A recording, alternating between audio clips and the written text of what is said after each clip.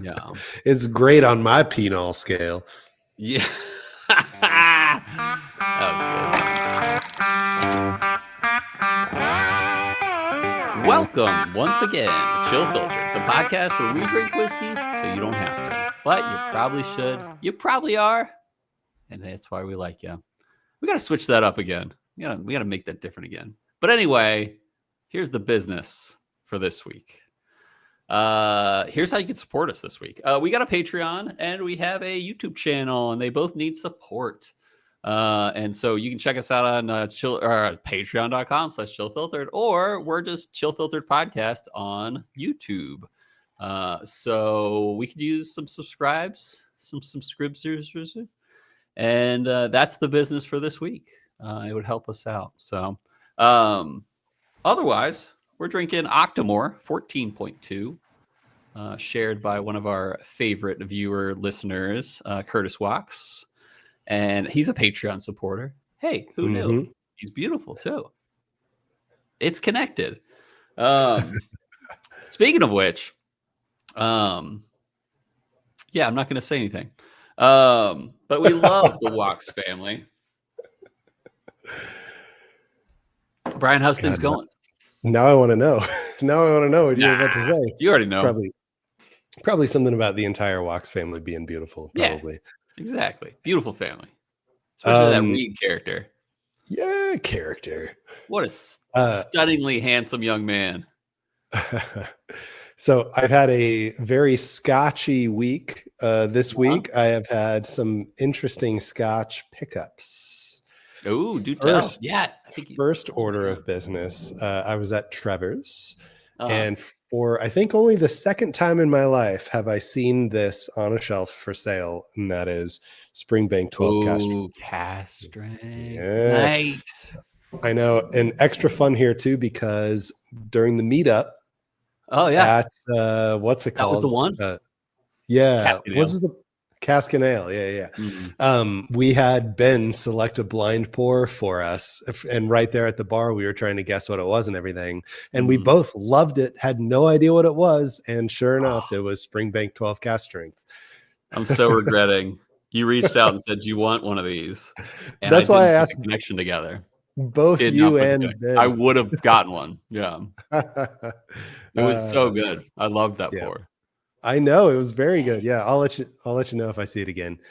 But that outing where I was at Trevor's and found that I was on my way to an auction house in Phoenix.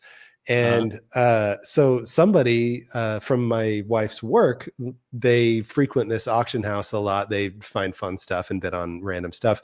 Well, they let Sam know, and Sam let me know that they were doing this special whiskey auction. They've never done a whiskey auction before.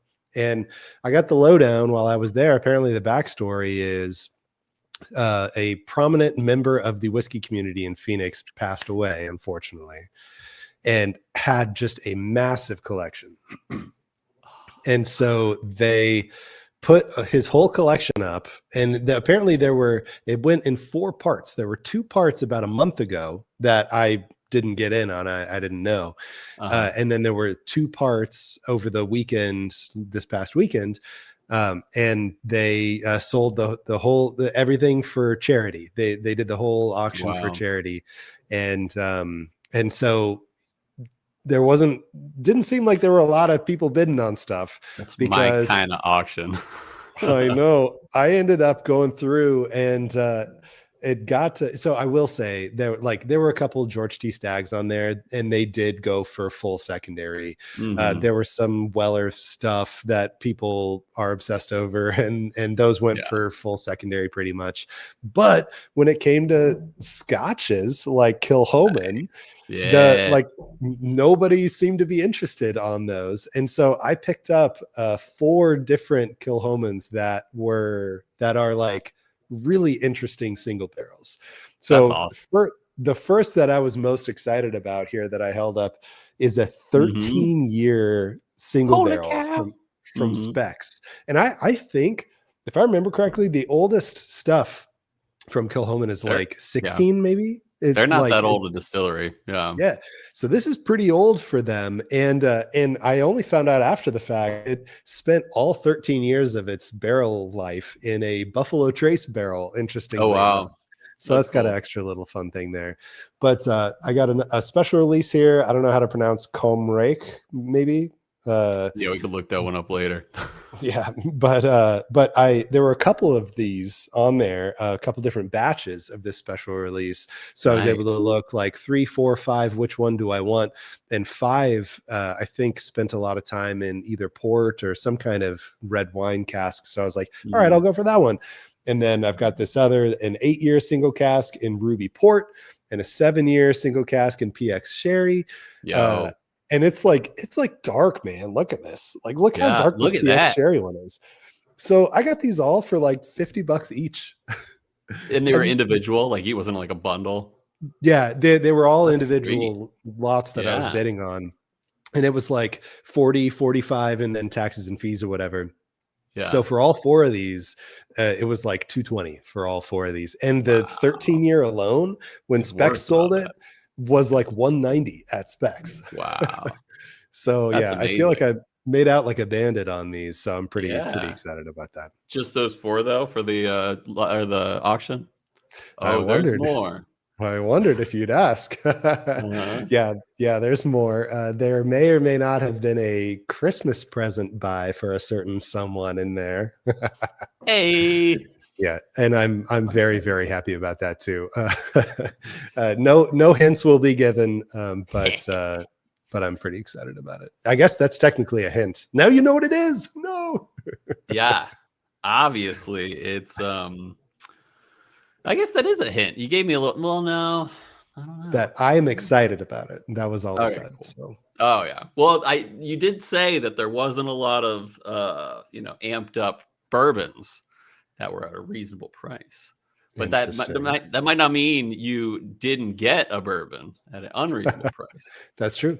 Could have been anything, man. There were a lot of lots. Even if you did something that you shouldn't do and you Googled around and found the auctions that I'm talking about, you'd have a lot of looking through. You'd have no idea. Nice. Are they doing another round soon? Oh, no. So when I was there, I was chatting with them, and that's when they were like, yeah, this was a total one-time thing just because they approached us and said, hey, we would like you to auction all these bottles off for charity. Wow. That was it. It all came from one guy. It was all one thing. And that auction house doesn't do this regularly at all. And they have no plans to ever do any whiskey ever again. So it might've just been a one-time thing. Makes you wonder. You got to drink your whiskey before you die. So. I know, or else Bryan Rapp's gonna buy it for super cheap. Swoop in, grab your Kilhoman. Yep. You got dead guy Isla right there. Yeah. I don't even know what you mean. What do you mean? Like you got a dead man's Isla whiskey. Oh. Literally, yeah. I didn't take what you said literally enough. Yeah. Yeah, no, it was literal. That's cool though. No, I would have swooped in as well. Nothing wrong with that. Hey, it's going undranketed and it's cheap. So I didn't know what I was getting myself into here until I was like in it and the auction was going. So like I wish you lift your hand kind of thing. It was that kind of auction. Oh, it was online, but it was live. It was live online. So like there was a live section, and it was like new lot would pop up. A bid now button was right there, and you see like this guy bid, and then it was like first warning, second warning, final warning, and then you could click the bid if you wanted to, and then as soon as it was done, boom, sold. And the next one popped up on the screen. Bid now. Much cooler than some auctions. Although I don't mind unicorn auctions sometimes. Oh yeah, right. But sometimes I do. But hey, it's what it is, How it's so? Cool. Like, have you seen this week? They have the full set of the Single Oak Project. Of course, because you were the one who brought it in, or told me about it. Yeah. Oh, I can't believe it. Did you see barrel? Yeah. Let's see what it's up to now. I think I saw today it was like over 15 grand. Yeah. Yeah. I saw it was at 15 the other day. Oh, it's at 15.3. I almost bid it to 15.1 just for fun because I know it's going to go for more than that. Yeah. Just to be part of history. And then if somehow you won, you like go off the grid and you're like, nothing happened. I didn't do anything. Yeah, I know, right? Cancel my credit card before they can charge you. Yeah, pretty much. Yeah. There was one time on Unicorn Auctions where I'm like, actually, it was my backup bottle of or the one I have of the Parker's Heritage 10th anniversary 24 year, where I was like, surely I will be outbid, and then I buy, and then no one outbids me. But it was a really good price for what it was. I mean, but I was like, surely this is just not going to happen, and then it happened. So yeah, gotta be careful. Well, and also I remember you telling that story, and you were like, when you clicked the bid button, you were immediately like, what have I done? What have I done? Exactly true. Yep. My very long story ran me into here telling you what I'm entry buzzing on. Nice. Since the Octomore 14.2 is sherry, nice. I think it's Oloroso. Maybe you'll tell us later. I figured it was close enough for me to open up the PX Kilchoman and see what it's all about. Is it good? It's good. I like it, but it's as strong and kind of abrasive as cast strength Kilchomans typically are. Like it is. It's funky, skunky, barnyardy. Nice. It's not too. There's definitely grape, raisin, like dried grape skinny stuff going on. So there's that redness there, but the mustiness definitely is the number one attribute of it. I gotcha. My entry buzz, you probably couldn't discern from an empty glass, because it is ex-bourbon. And it is, I'm actually drinking Ardbeg Hypernova. This was a 2021 or 22 release. No, 22. And I forget what the PPMs are on this John, but they're like, it's like 170 or something like that. Pretty sure. Look one more time, and it is not mentioned, which is fine. No, dude, it's 170. It says in excess of 170. So dang, nailed it. You really you took your palate into account, and you were like 165. No, it tastes more like 170. You know what's funny though? We're going to talk about phenols today for the history and myths concerning phenols. Interesting. So there's a big myth concerning phenols that's not talked about often. So I'm looking forward to the history segment. That sounds cool. That sounds cool. I love when history segments are like more than just like distillery background. Like distillery background's good and all, it's good to know. I agree. But whenever we do like the dive into like a related side subject, those are my favorites. Yeah, like the Heaven Hill or Wild Turkey Fires or like stuff like that. Yeah, the fires specifically. Of Harlan Wheatley or something like that. That's what that was the first one that came to mind, actually, just to talk about just Harlan. Yeah, Harley. I've been digging that more. And to be honest, I'll put together the history mostly myself, but sometimes I'll hit up ChatGPT and I'll be like, hey, what angle can I hit this whiskey at for the history portion? And today it was like, hey, you could attack it from understanding phenols. And I was like, that's a great idea. I'll dig into that. And so I wrote some stuff. It wrote some stuff. We worked together. Yeah. And we got a history segment today. So nice. So I noticed you said ChatGPT. Do you use both ChatGPT and Gemini? Just so like the reason I like Gemini more in general, but the reason I still use ChatGPT is it has quite the history with me. Basically I've always asked ChatGPT about history portions or writing episode descriptions on YouTube and stuff like that. Yeah. So I've been doing it so long with ChatGPT that it kind of knows what angles I like to hit. But it might be just as easily transferable to Gemini or something like that. But that's the reason I use ChatGPT for like legacy things that I've done a lot. But I use Gemini for pretty much everything else. Yeah. What I just started doing, I witnessed you doing a lot over the meetup weekend is the live talk back and forth thing. Dude, it's so good. So I think just within the last couple days, I discovered that button. I think I hit it accidentally and I was like, oh, that's that thing that Cole does all the time. But then like over the last couple days, I've just started to hit that and just blah my way into a Yeah. question prompt. And like, it's so great because like my ability to just do it on the fly, and like my question only like half makes sense, but I Yeah. get an answer anyway so much more quickly than if I had like formulated the words and then typed them myself. Yeah. It's pretty And it's cool. fun to like actually have a conversation to some extent, in Yeah, my for sure. opinion. Yeah. And like the other day I was talking about so I don't know if you're familiar with this. Google as a company, the origin story of Google was as a search engine, they basically started to do something regarding ranking of web pages. Do you know what I'm talking about? Yeah, and like how many pages link to another page. Exactly. Yeah. Exactly. So it'd be But go like ahead, I'm citing sure. other pages and stuff. Yeah. So like basically like if your page was cited or linked from other pages, then you got more credibility, basically, and Mhm. you'd show up higher on the ranking. And same with like basically, it's as simple as that, really. But I was like, hey, that's a cool idea.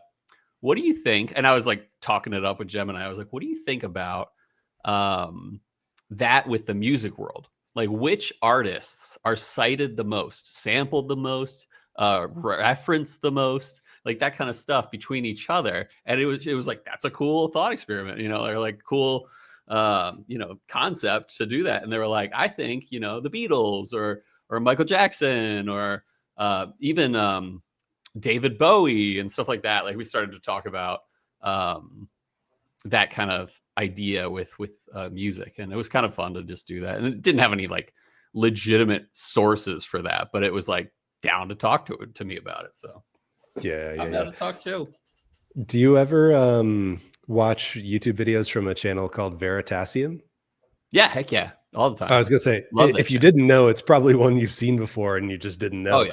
yeah. But yeah, he's super popular and does like sciencey videos a lot. Uh-huh. Um, right now in the episodes channel, let me He did find the one right on the channel. Google ranking stuff. That's actually how I found out Yeah, about it. Yeah. I'm pasting it in the podcast episode channel now. Nice. But yeah, it's the title of the Veritasium video is "The Strange Math That Predicts Almost Anything." And then it But references yeah, in the thumbnail Markov chains. Yeah. yeah, Which is very cool. great explanation though as to how the whole like web page ranking system evolved. Yeah, That's cool. I love yeah, his videos. He's probably for sure. he's probably potentially my favorite educational channel, besides my good friend Tierzoo, That's right. who is a animal related educational channel. Yeah. Um, but yeah, I love watching Veritasium. Actually, my wife took a video of me one time standing up in the living room, just staring at a Veritasium video that was talking about math. And I was like enthralled with it. And she's like, this is my like not saying anything, but she's like, this is my husband. He's watching a Right. math video. Yeah. And It was like I fun. love the idea that you're standing, not sitting down, I just was like into it. transfixed. Yeah. Absolutely. Yeah. Yeah, it was a good one. He does a great job. And they put out a lot of videos. So they're Yeah. probably making a buttload because um he's got long video, like usually what it turns out to be apparently on YouTube, and it doesn't work for our sake, but um longer videos as well as like views, which he gets in the millions easily, and then amount you're putting out is like just multiplier. So Yeah. yeah. Yeah, he'll put out a video that's like over 30 minutes and I'm like, "Oh man, when am I going to find the time to watch that?" But then when I do, I'm like the Mhm. 30 minutes just like flies by. Oh yeah. The fun thing is his videos, or their videos, are so different. They're not so like they're so unique and still interesting. Like I didn't know how Markov chains works, and I Mhm. didn't know how this or that worked, or why Monsanto is like a terrible company, and how MGO or GMO whatever works, and how diesel fuel, was revolutionized, and how we removed lead from gasoline, and all these Yeah. different things. Yeah, it's Yeah, pretty yeah. cool. I just watched the Don't. nitroglycerin one. It's pretty good. Oh, that was a good one. That was recent. Yeah. Mhm. Hmm. Mhm. Yeah. and how the Nobel Prize was like put together afterwards. Yeah. Right. Yeah. In retrospect of his own life, realizing that he might go down in history as like a Death bad man. scientist. Yeah. Death man. Yeah. Yeah. So when you check out listener, viewer, Veritasium's channel, don't forget about us. Right. Yeah. Give this video a thumbs up and then go check out Yeah, Veritasium. exactly. And say thank you for referring to me to my newest favorite non-whiskey channel. Yeah. But don't forget about us. Anything else going on in life that you want to talk about? We don't have much more time, but yeah. No, I think Emma's teething like crazy. Hard. I think so she's been having a grumpy day last couple of days, but you know, there's good days and there's bad days. These have just been a couple bad days, but she'll get over it. It'll be fine. Oh yeah, you know, just terrible timing, and you know, I guess I might not attribute it to teething too much because Emma does get a little scared, spooked a lot lately. Like, you know, if something spooks her a little bit, you'll feel her actually clutch us and like pull herself in like, oh no. Kind of cute. Yesterday was, yeah, it is kind of cute, but at the same time, it's like, no, like it's okay. No need to be scared. Yeah. Yesterday was school photo day. Oh, for sure. And she would have had an adorable photo taken of her in an adorable outfit that we sent her to school in, with her holding a little plushy pumpkin and everything. And we were so excited. And then I go to pick her up yesterday and I was like, how'd the photo thing go? And they're like, she absolutely was not having it in any way. She just freaked out as soon as we opened the door to go into the little photo setup area. And like, think about it, you know, from her point of view, there's all these bright lights and tripods and whatever. Yeah. So they said as soon as we opened the door and tried to bring her in, she was just freaking out, wailing and everything. So they didn't even try to take her picture. Yeah. Understandable. So, oh, well. Yeah. So you know how cute Beck is. Some of our listeners and viewers will know how cute Beck is. I don't think she's ever taken like a really good school photo, at least. Oh, she will overthink the smile sometimes. Like last year, she was like, because she like overthought it. She was like, oh, I just got to really cheese hard.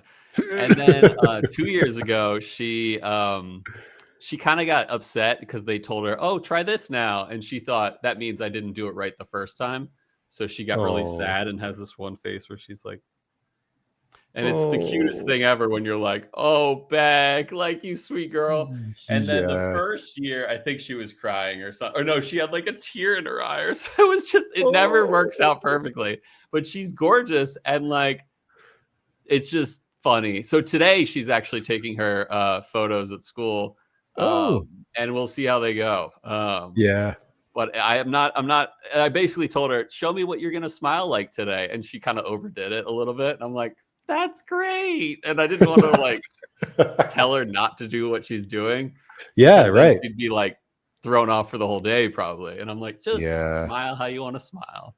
I know. Yeah. Oh, she'd overthink it again for sure if you like tried to coach her or anything, I'm sure. Exactly.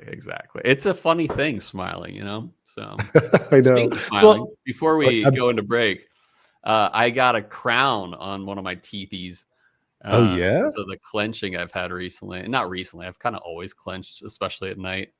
But one of my teeth was kind of worn down a little bit. And well, one on each bottom side. But that's apparently it. The dentists were like, very interesting how it's only 2 teeth in your mouth that are ground down. So I'm down. It's less work, you know. So yeah, well, good. Yeah, did it like hurt?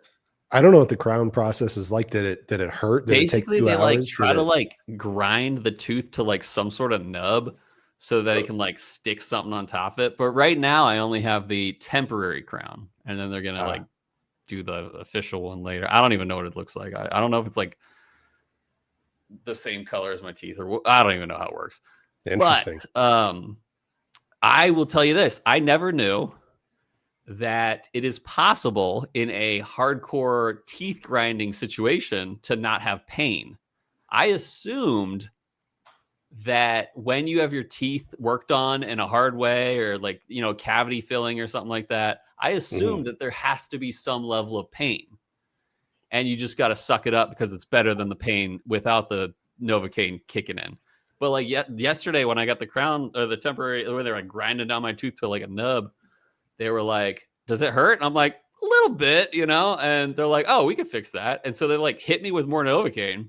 And I was like, oh, so it's possible to have no pain during this. Because I always thought like maybe they were just lazy in the past, but I always thought there was a little bit of pain, and it was just, it had to happen. But yeah, I learned that yesterday.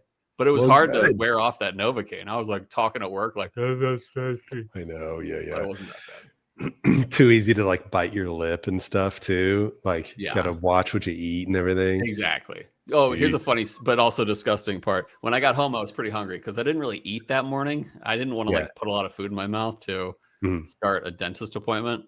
So I get home, I was hungry and I could eat. They were like, yeah, you can eat as soon as you can. Just be careful. Don't like chew your cheek or your tongue or something like that. Right. And so I ate some chicken leftovers from the other day. And then I'm like, all right, let's go to work. So I come upstairs to my office, start working. And about an hour later, I start like kind of like digging in my mouth with my finger to be like, make sure there's nothing there. And I found a piece of chicken like that big stuck in my cheek that I had never addressed. Just no idea. Yeah, it was just chilling in my cheek, a decent chunk of chicken. Snack for later. It still tastes good. So yeah, snack for later. Yeah, exactly. So, but that's life for Cole as of this week. Nice, good work. Yeah, and all right, we want to take a break and then we'll go for a walk. When we come back, we can talk about parts per million on the phenol scale. But we'll see you guys after this quick break.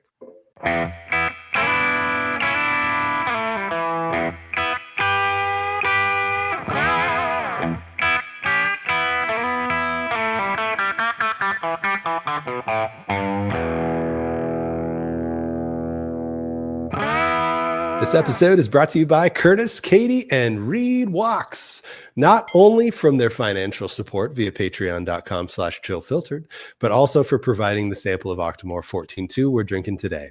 The Walkses are like a rock, unfaltering, dependable, and always going to be there. No one on planet Earth has given more friends more rides to the airport than Curtis.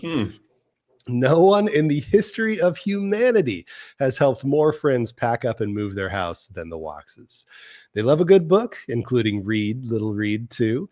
They're always playing games with friends and watching the latest shows and movies, and they're always looking ahead to that next vacation. But all their love for books, games, TV, movies, and travel comes second to their love for their friends. I mean, no exaggeration when I say that if there was one other person I had to trust my life with, it would be Curtis, hands down. So thanks to you and the whole Walks family for your unwavering dependability, having fun, loving life, and supporting this podcast. Cheers. All right, we're back. And we had a good walk. Speaking of walk, a good walks, because we love the Walkses. The Walkses. Yeah. Did you notice, by the way, they love to read, as I mentioned in the deal, and they named their child Reed. Maybe they go on read walks together, where they read books and walk at the same time. I'm sure they've done that before. Yeah. Heck yeah. Anyway, some quick notes to get to before getting into it. We already did shout out Curtis, but thanks again, Curtis, for sending us the sample we're drinking today. The samples. Drink along samples, on the other hand, are couriering out very soon. So we're really hoping to pull one off in the month of October. And we're really hoping to pull that off in the month of October. So if you know what I mean. There are some scheduling constraints that we will discuss later, but worst case, first little weekend in November. November or something. Yeah. So yeah, we're drinking Octomore 14.2. This isn't our first Octomore on the podcast. We drank 13.2. And that was a Ben Klepsig joint. Shout out to that And it's baller. his favorite Octomore ever, too, by the way. Was the 13.2. Mm-hmm. Nice. That was 255. That was the Robbie era episode. That was a Robbie era episode. And we've talked a little bit about Bruichladdich on the Black Art episode. And I wanted to do a little different episode history this week. Basically, instead of featuring the distillery or the bottle or anything like that, we wanted to talk about phenols and smoky whiskeys with that. So when you hear the word Octomore, one of the first things that comes to mind, other than Peat Monster, but that's a compass box thing these days, is a crazy high parts per million number, or ppm numbers, printed on every bottle. There's like 300 or 200 or 150. Not exactly, but some of them are up there. Each release seems to push the limits. But what exactly is a ppm? And really, what does it tell you about how smoky your whiskey should taste? ppm, like I mentioned, stands for the phenol parts per million, ppm. A measurement of the phenolic compounds absorbed by malted barley during the drying process in the malting process. When the peat smoke is blowing through the malt, these phenols are what give smoky whiskey its signature aromas: campfire, iodine, tar, cigarette smoke, cigar smoke, earthiness. Delicious. The higher the ppm, the more phenols were absorbed by the barley. But here's where the myth begins, is that those numbers that are on an Octomore bottle don't describe the whiskey in your glass. They more so describe the unmilled, unmashed, malted barley before it even enters the still. During mashing, fermentation, and especially distillation, a huge portion of those phenols are stripped away. What survives depends on how the spirit is distilled, what parts of the run are cut, how it's aged, and even the type of cask used.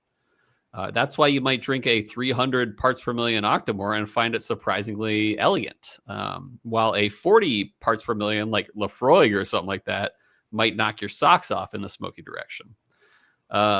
It's not a lie that it's 300 parts per million. It's just a different point of measurement. And they probably should have measured it. They probably should have found a way to measure it in the bottle, but I don't even know if that's possible. Interesting. So to recap real quick, make sure I'm on the right track. Yep. The phenol that's printed on the bottle, call it 300. Yeah. That ppm was measured somehow during the malting process, while the malting process was being halted by smoke. Not exactly during, but before the milling. Okay, so I guess after the malting process is halted. Yeah. Okay. Exactly. Interesting. So yeah. And like with so many variables afterwards, I see what you mean about how what's on the bottle may not, it could correlate to how the whiskey ends up, but a lot of variables could impact it greatly. Yeah. Yeah. I mean, you try certain Ardbegs that are like, over 18 years old, and they're like not that smoky. Or even like a Bruichladdich or a Bunnahabhain 18, where it's like, well, not Bruichladdich, but like a Bunnahabhain 18, where you're like, this isn't that smoky. And I think the age kind of strips it away too. Yeah. And it is a little smoky, don't get me wrong. But it's very interesting. And so phenols don't all behave the same way either. Some burn off quickly, others bind to the spirit in complex ways. Distillers talk about perceived smoke, apparently, which is far more about balance, maturation, and the spirit character than the number you get on the side of the bottle saying ppm. Bruichladdich, to their credit, is one of the few distilleries transparent enough to show these numbers, not as marketing bragging rights, but as part of an ongoing experiment. How far can you push peat and still make something that's very good? So when you see Octomore 14.2 and you see that it is, and here's the coolest thing is how I realize, or not how I realize, but what proves that this doesn't correlate to smokiness as much as you think it does, is that Octomore 14 is all the same mash bill, like literally the same mash, and they all had the same phenol scale. Like 14.1, 14.2. What's that? They all have the same ppm on the bottle? Yeah, exactly. That's what I believe. I'm pretty darn sure that applies to all batches. Yeah, based on how you're saying it works, it should have the same number on all 14. And it does for at least 14 points. Yeah. And that's 128.9 for the record. It's not like a warning label. It's just a data point before they mashed and distilled it.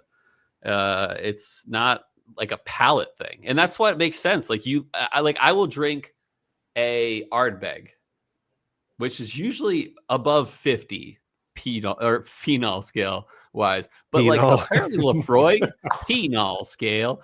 No, we should. Yeah, never mind. But Laphroaig is lower. Laphroaig's typically in like the 20 to 40 range is what I've heard, but Laphroaig is a lot smokier than Ardbeg to me.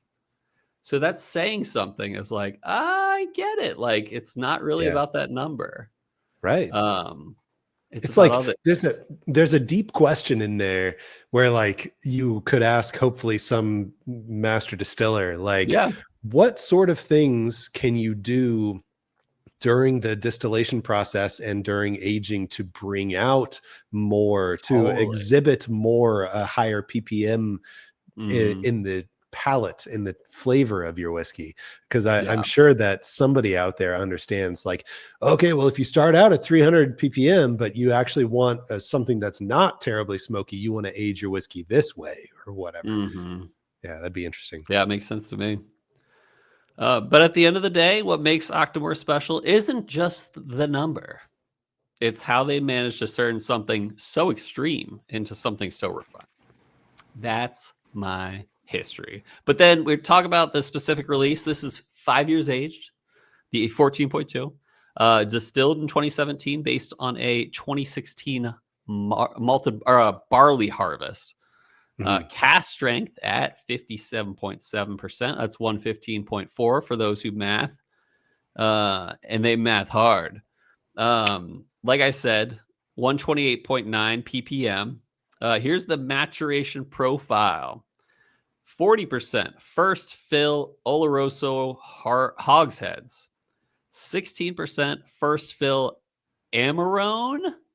You ever heard that? Is it Amarone? It is Amarone, but I'm not sure exactly what Amarone is, but it is. Yeah, that's how you pronounce it, probably. And then 44% is second fill Amarone wine cask.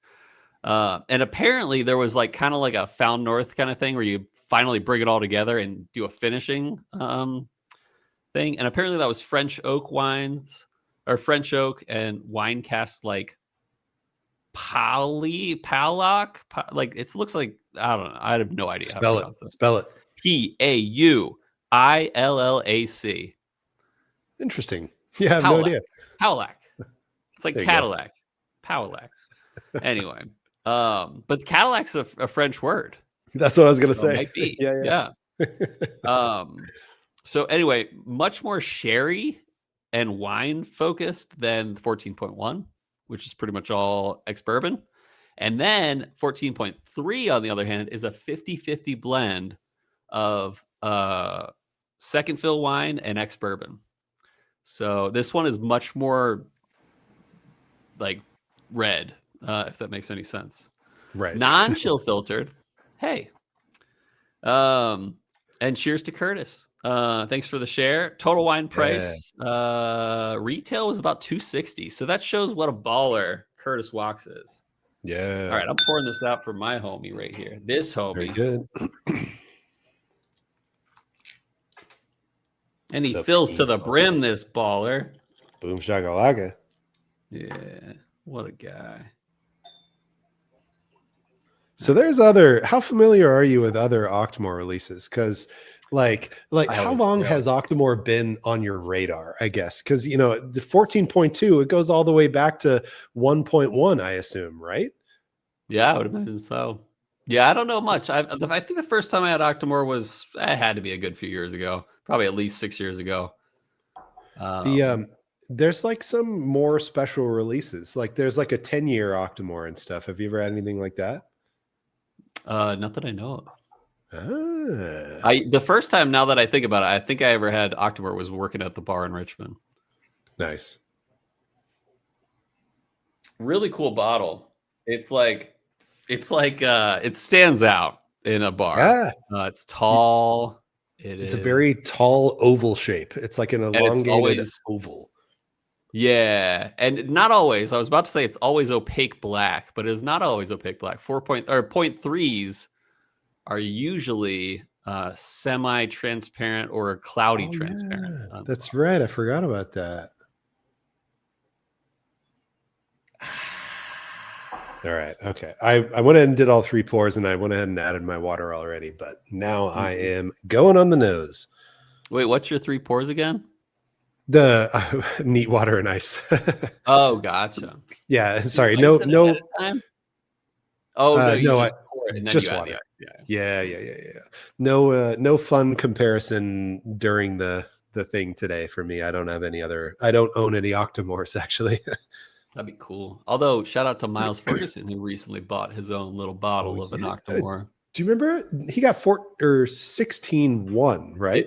Yeah, that makes sense. It was either a 15 or a 16-1. So yeah, I think it was the brand new one. So I think he got 16-1. Yeah, because he can't get that in North Carolina or wherever. It's North Carolina, right? All. Yeah, he's in North Carolina. All right.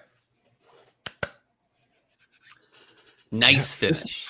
And I don't always love cigarette smoke, but it's kind of got a cigar-y, cigarette-y, like, and I'm not talking like the good cigar. I'm talking about a gritty, like semi-smoked cigar, but I love it.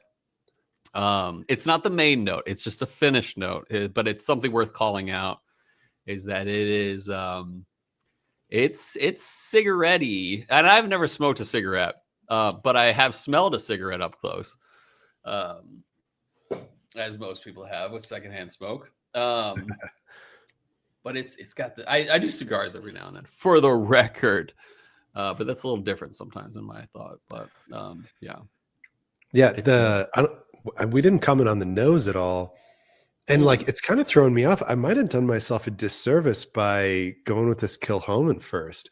Because the Kilchoman is so barnyard skunky that like this nose seems relatively tame in comparison. Like I'm trying to search for nose stuff. I'm definitely getting a little iodine, but I'm really not getting any sherry influence. I'm really.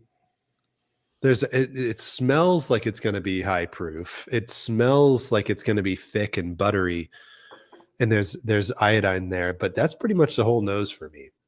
Yeah, I would say iodine's definitely there. I mean, it's smoky, that's for sure.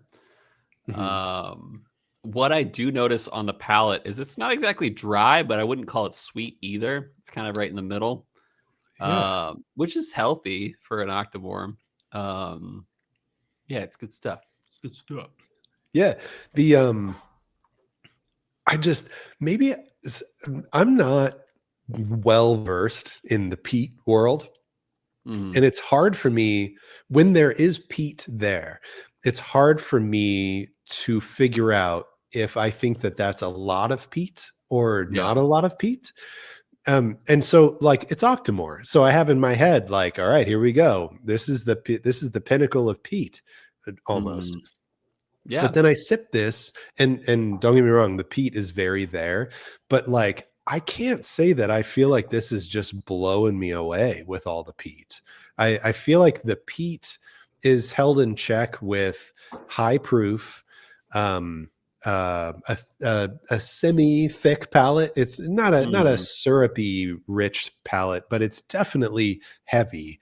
And there's I get the purple grapiness a little bit in there, and it's not juicy. It's not like raisins, but you can totally tell that there's some purple red wine influence on this. But like barely. But I agree. Well, It's definitely because it I feel like maybe 20% of my palate notes are red wine related, but I feel like it's that helps drag it down a little, and it keeps the peat in check, and it keeps the youth in check, especially with the kind of honey, grassy hay, dry grassy hay that's going on here. I feel like maybe it could have gone out of control if it wasn't for that red wine to keep it kind of grounded, to give it a little bit of a fruity profile in here too. That's a great point. And I wonder what the 14.1 it would have tasted like, just basically 100% ex-bourbon. Because this is I can't get around it. It's cigar smoke, and not like the most pleasant cigar smoke. I'm not saying it's bad. Like if this were like even just smelling an unsmoked cigar, kind of like that would be really great notes. I love those kind of notes. But this is kind of a half smoketed cigar to me. And I'm with you on the ashiness. Yeah.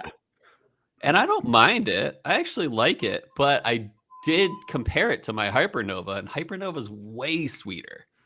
And I do like a sweetie peaty, if you know what I'm saying.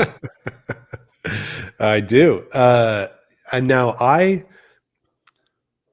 figured that water was going to do some work on this because it is a relatively youthy, cask strength, very strong and potent whiskey. And going back and forth on these noses, I did 3 drops in probably a little less than an ounce. And these noses are wildly different to me. I feel like the water nose brings out way more juicy fruity, and it takes away the dry grassy hay smokiness. The nose without water is dry grassy hay, high proof, punchy. The nose with water is so much more fruity. Yeah, I dig it. I also just added some drops, and the nose is notably fruitier. It's still got some of that like ashy cigar smoke to it, but it is opened up in a really sweet way. But just on the nose, on the palate, we'll find out. Yeah, I'll spoil it for you. Water's the way to go on this. I'm about to go back. I'm going to try my no water one more time. I'm really glad I separated these out, because normally I just add water to my neat pour. But yeah, I'm really glad I'm going to go back and give this one more shot, because I think the water really tamed the punchiness and really brought out the grapefruit. Not grapefruit, but the grape fruit. Yeah. One of the things to note about this is it is cask strength. So it's not like perfect decided proof by head blender or distiller.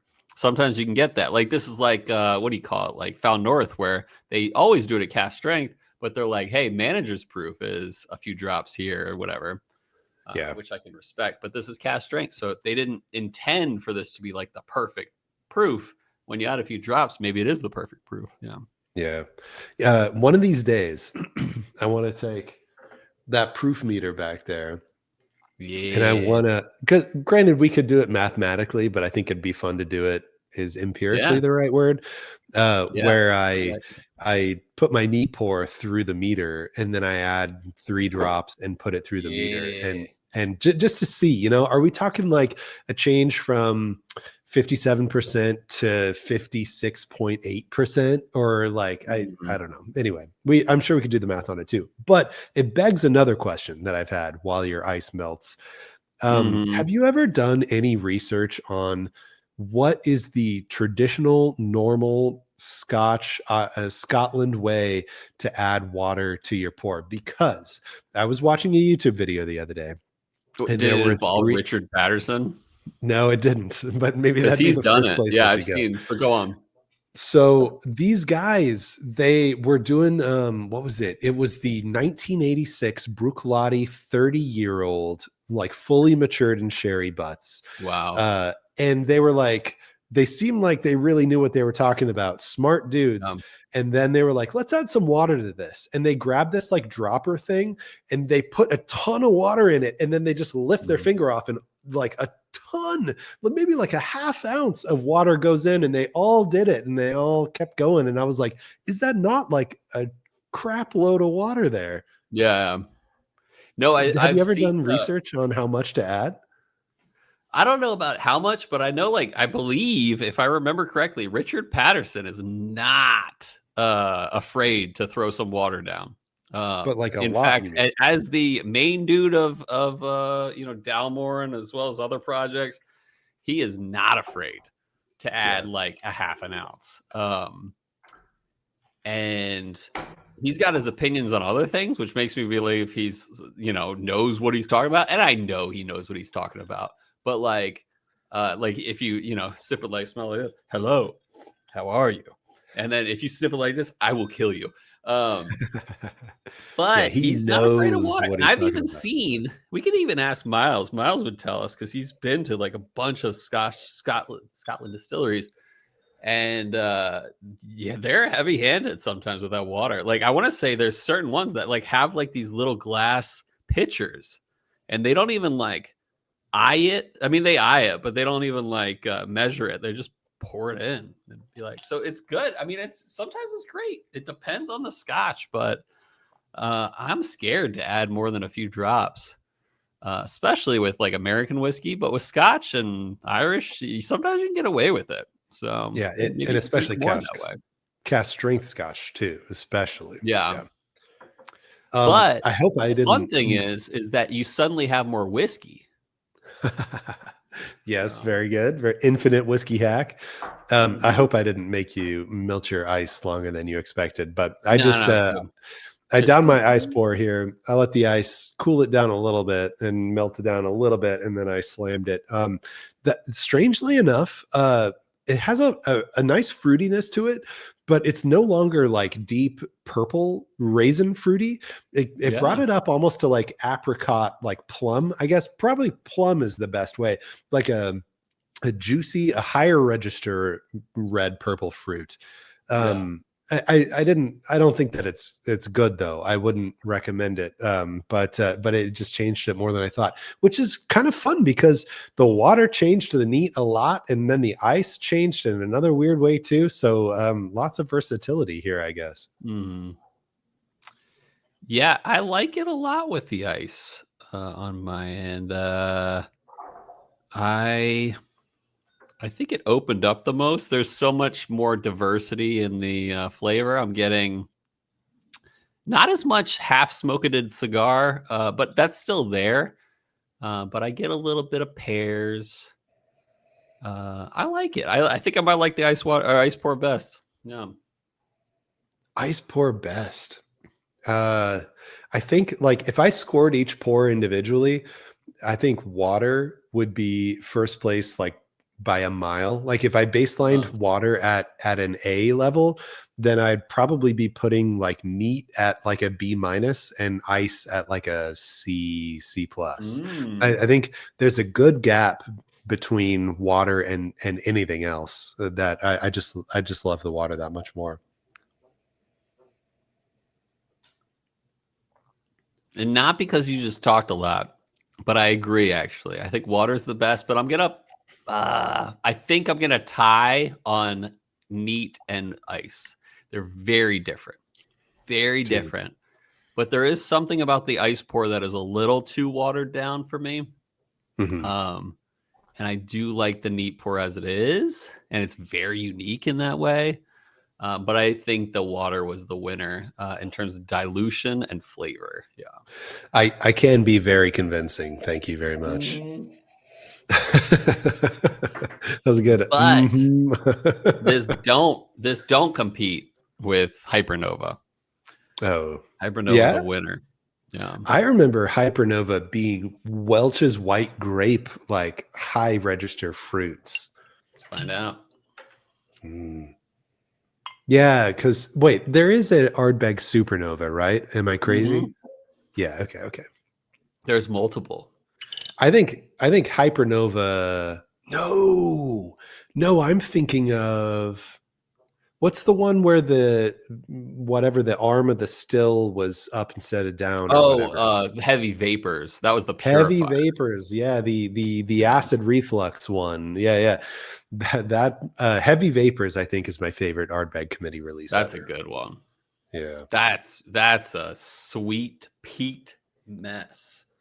Sweeter and Peter. Yeah. It's great on my phenol scale. Yeah. That was good. I gotta write that down. Oh, That's man. making the cold open. I'm adding 3 drops of water after every sip from now on, just to see where this heads. Mm-hmm. But I got more and more, it brings out more grape, and like ripe red grape. There is still like I'm gonna call it heat. Like the ABV intensity is very diminished by adding water, but there's Mm-hmm. still a bitterness that remains, even though that like burn and intensity goes away. There's still a side of the tongue bitterness there that's like in level with the purple grapiness. So like it doesn't make the bitterness go away. There's still a little unpleasant thing going on there too, but I love it so much more with water though. All right. Let's talk rating. Mm-hmm. Today I'm gonna do both ratings. On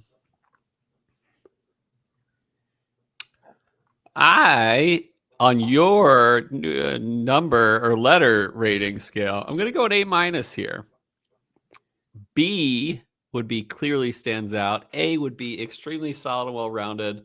No substantial negative comment can be made. Kind of between the two, but on the higher end. So A-. I think it's great. I do like the uniqueness of that half-smoked cigar, and it is not unpleasant in that way. Like sometimes some people can be really put off by a half-smoked cigar. I like that note. I dig it. I think the water pour was even better, and I go by the best rating. I'm going to give this a 9.05. I like it. It's an Octomore. Nice. It's great stuff. Yeah, I think I'm with you on the A-, Mm-hmm. and that's thanks to the water pour. I think if it wasn't for the water pour, I'd be thinking between B and B+. Mm-hmm. But that water pour makes this be perfect. Like if you want to drink this whiskey in its best form, add water. Brings it up into the A's for me, and I give it the A-. I believe this is extremely solid, well-rounded. No substantial negative comment can be made. Mm-hmm. There's a bit of bitterness, just like a not sour, but the way that a sour candy bites the sides of your tongue. I get that from like it's kind of musty and in a bitter way on the sides of my tongue. So I think, yeah, A-, extremely solid, well-rounded, because when the purple fruits get brought out this way and it mellows the peat and everything too, it's exactly what I want it to be. Nice. Well, now you know, people. If you find yourself a 14.2, maybe worth buying. But they're hard to find these days. But it's doable, I'm sure.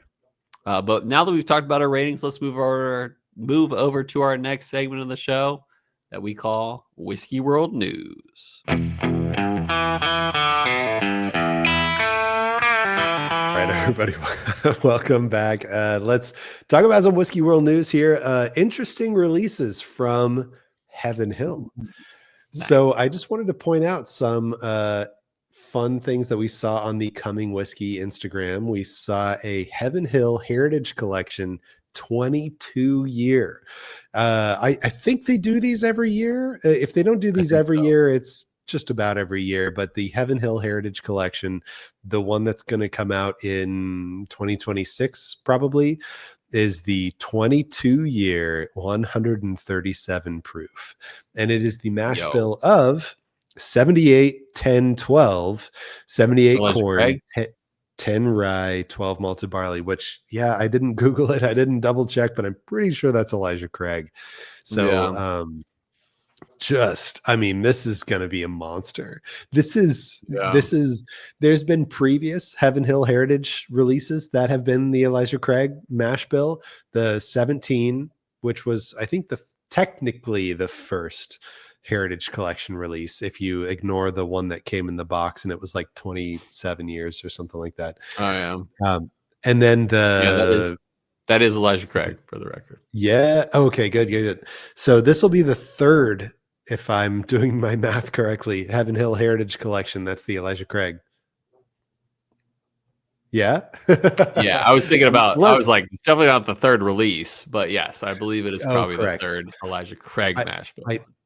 Yeah, I do believe that it is the third Heritage Collection with the Elijah Craig mash bill.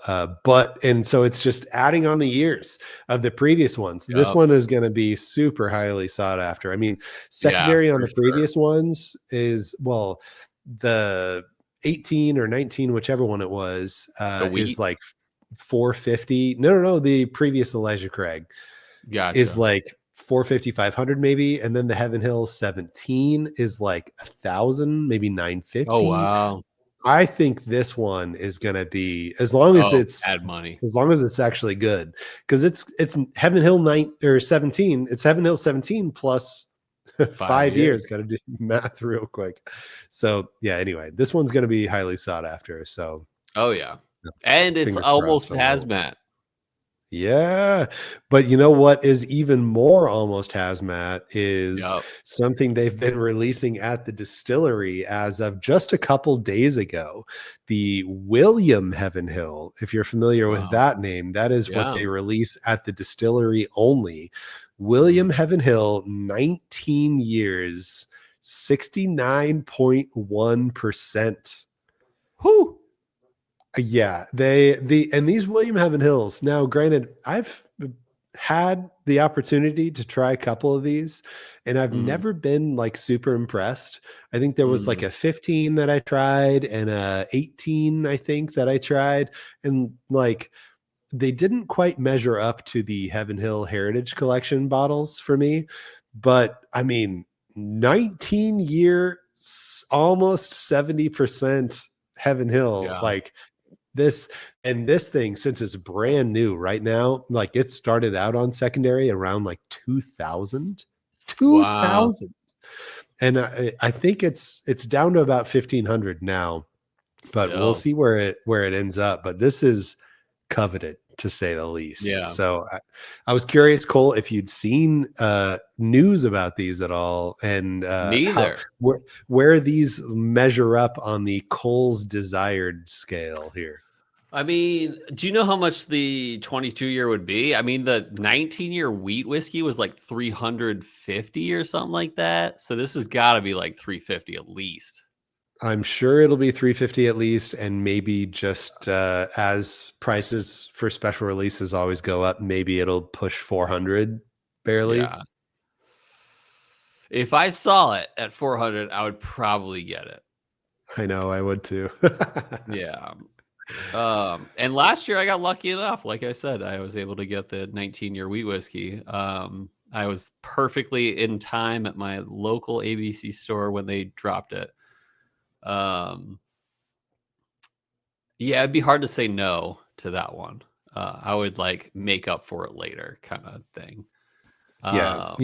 I actually have no idea how much the William Heaven Hills go for at the distillery. Question. Yeah. I have no idea. I won't be getting one because it'll probably be only on secondary because it's a distillery only release. Yeah, I know. I definitely will not be getting one either, especially Yeah. if they're like $1,500. Yeah, for sure. But this is a good one. This is take that Parker's Heritage 2025 release. You don't have to put out a weird release on certain years. You can always put out something really cool, like Heaven Hills Heritage Collection can. I don't Yeah. hate on Parker's Heritage, but then again, it's the same distillery, which is funny to I think know. to put out. But like I don't know, like I felt like this year's Parker's Heritage was kind of like a cop out. But this is not a cop out. A 22-year almost hazmat Elijah Craig, it's got to be good. So, but Yeah. we'll see. Well, the like what here 15 the 19th release. The 19th release of Parker's Heritage 2025, 15-year-old weeded bourbon, 11-year-old corn whiskey, and 12-year-old American whiskey. Like, it seems like a blend of weird stuff with an age statement of 11 years. Like, it's almost like a relief when they come out with a release like this, where I'm like, okay, cool. I don't need to worry about this one this year. Exactly. Have you heard anything about this release taste-wise? No, I don't know funny. a single person who has put this whiskey in their mouth. Yeah, it's too bad. But What a if they weird way to put that. if they did put it in their mouth, we would have heard about it. Yeah, I know. I'm sure. If it Yeah. were good, that is. Yeah. Yeah, true. Because they'd be like, guys, can you believe it? This is actually good. And then do a thumbnail that's like, Whiskey of the year? Question mark? Question mark? Yeah. So, good on you, Heaven Hill Heritage Collection and William Heaven Hill. Do your thing. Yeah. Hopefully, I'll find one of you. Yeah, putting out exciting releases here.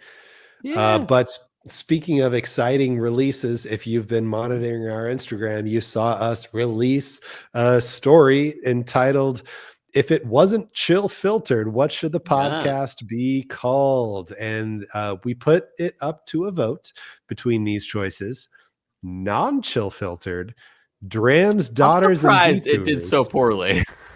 I know. And Girl Dads.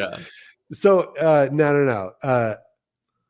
Dram's Daughters and Detours won with 67% of the vote. Mm-hmm. Girl Dads 22%, non-chill filtered 11%. Now, you're surprised that non-chill filtered didn't do as well. I'm surprised that Dram's Daughters and Detours did as well as it did, because after probably while I was telling you that that's what my choice was for the week last week, I was like, it's too long. It wouldn't make for a good show name. Like it's cute because that's what we are and that's what we do, but I don't think it would make a good show name. And then it ended up like sweeping practically. Yeah. So anyway, I can confidently say now that I'm not a huge fan of the name Dram's Daughters and Detours, but it was a cute idea. I'll give it that. Yeah. We did get some good write-ins, some of these responses we got, though, especially from Phil Chilterd. Oh no, Phil Chilterd wrote in. Oh, Phil actually, made a appearance. Yeah, it's funny. I always snip these and I never even look at them first. But now that I'm just like looking at all the responses, I see 3 from Madtown Marketer. Yeah, good for him. Everyone should comment 3 times. Yeah, let's go him first. We got Ben Klepsig with a couple ideas here. Whiskey Therapy, which frankly is a fantastic name. Yeah. Whiskey Real Talk, of course, is what we do. And just Unfiltered. Unfiltered would be a good podcast name for sure. But we got Miles Ferguson, Kilted 518, saying Barrel Thieves, which is what we did in Madison. Oh, we thieving. Thieving hard. We got Phil Chilterd writing in, our number 1 listener. He says, do I want to read that? Yeah, you do. A sack and a piece of crap. That's I'm who's just the gonna sack go out, and who's the piece of crap? I'm gonna go out on a limb and say maybe that's not the best podcast name. No, maybe Phil Chilterd isn't our Phil number Chilterd 1 is listener. our bizarro fan. Man, Yeah. we got the whiskey shaman here saying dram corn. Dram corn? Dram-com. Oh my gosh, Dramcom. It I'm does gonna look like blame that corn, one on the though. whiskey. An M does look like an R and an N next to each other. It does. I got corn on the brain for sure. Corn on the Dramcom, brain. like rom-com, but whiskey. Mhm. Dramcom. Kilted 518 Miles Ferguson again saying entry proof. Yo. That sounds, entry proof sounds like a short form spinoff of something Yeah. else that we could do short Yeah. form. Entry proof. Yeah. I That'd be like cool. that. The wheels are turning on that one. Yeah. And Mingo, last one here. Mingo wrote in, he said, Dram Dads or the entry pour. And also entry pour sounds like a short form spinoff too, for sure. Yeah. We See what we should can do with that. a extra what whiskey would you choose this week? But even though it has nothing to do with like actual whiskey, should we actually change our name? Like legit. Like, should we change our name? Maybe it'll help us. Maybe we'll be better off for it. So All right, can we just meta level for a sec? Can we take a step meta. back? Mhm. This is clearly on your mind. This is very clearly on your mind. I didn't think so until some of these great names came out. Can you Maybe, just like, dude, think about it. Like I mean, no. So I was thinking about like how I snagged the YouTube channel Girl Dads. Like right? maybe it would be a bigger hit if we did Girl Dads. But then I again, it's know, not mentioning whiskey, and it would be right? kind of like a sneaky thing of like technically we're more about whiskey than about Girl Dad stuff, but we are Girl Dads, so Yeah. Why are these girl dads talking about whiskey all the time? yeah. But yeah, I'm curious. I'm curious if people Sure. think we should actually change our name. If we get Yeah. enough of an overwhelming response, maybe we will. So All right. Yeah. That sounds good to me. But in addition to that one, what I had written down here, since we're on the Scotch train today, yeah, is in the Scotch world, when you, dear listener, who also drinks Scotch because you respect all forms of whiskey, when you're in the amen. Scotch world, are you a bourbon cask or are you a sherry cask kind of guy? Bourbon versus sherry showdown. All right. I love a good sherry cask finish Scotch. Glendronach, Aberlour, Abuna. Now I'm saying, but I realized that my favorite two Scotches, or at least distilleries on the Isla, or at least smoky, non-smoky realm, come down to these: Ardbeg and Glen Grant. Glen Grant is a Speyside. Ardbeg is an Isla. But both of them are known, not exclusive, but are known for their ex-bourbon finish or ex-bourbon aging maturation. And I'm cool with that. I do, like I said, love a good sherry or wine finished Scotch, but I think I prefer a little more crisp and clean.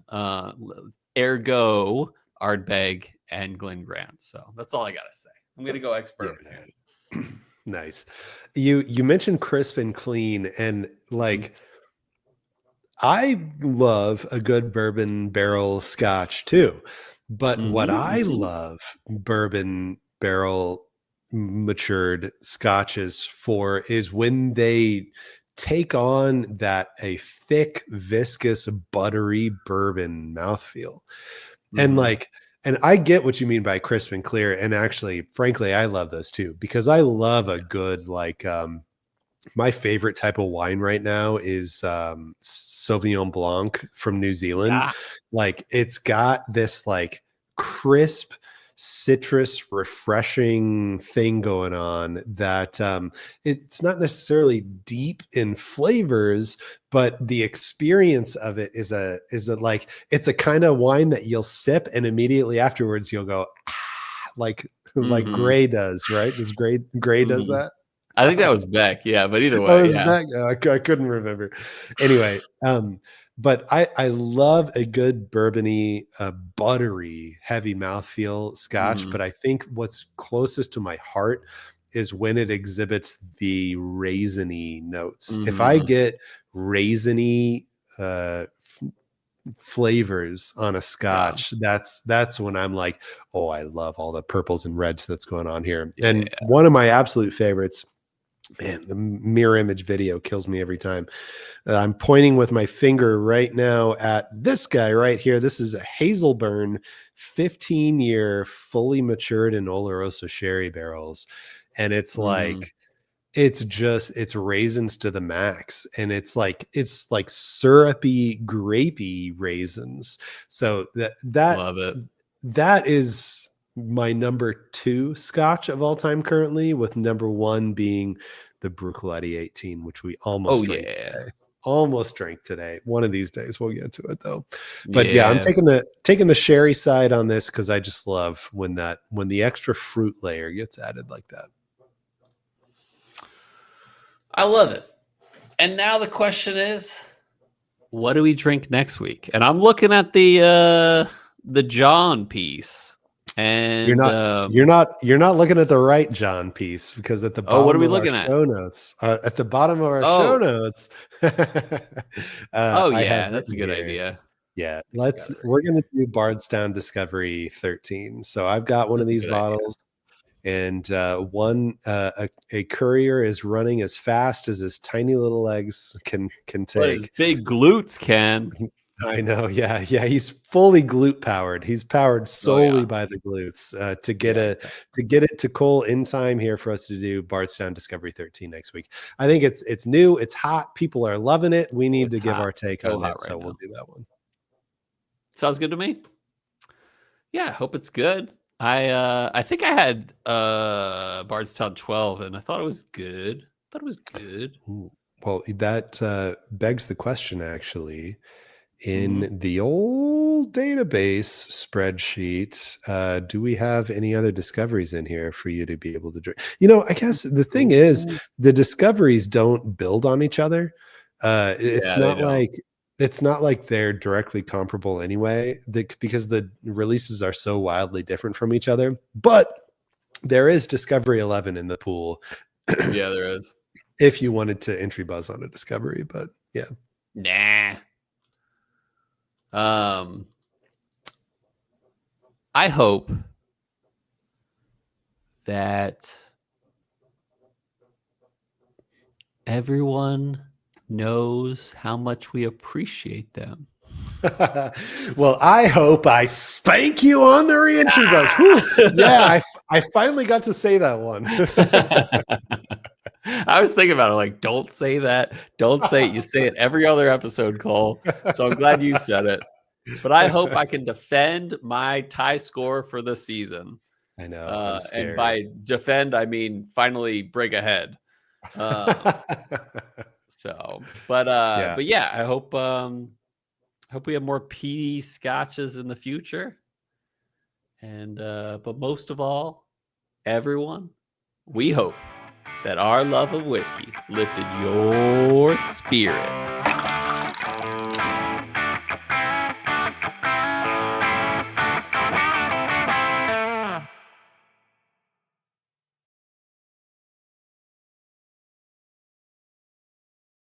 Exactly. And say thank you for referring to me to my newest favorite non-whiskey channel. Yeah. But don't forget about us.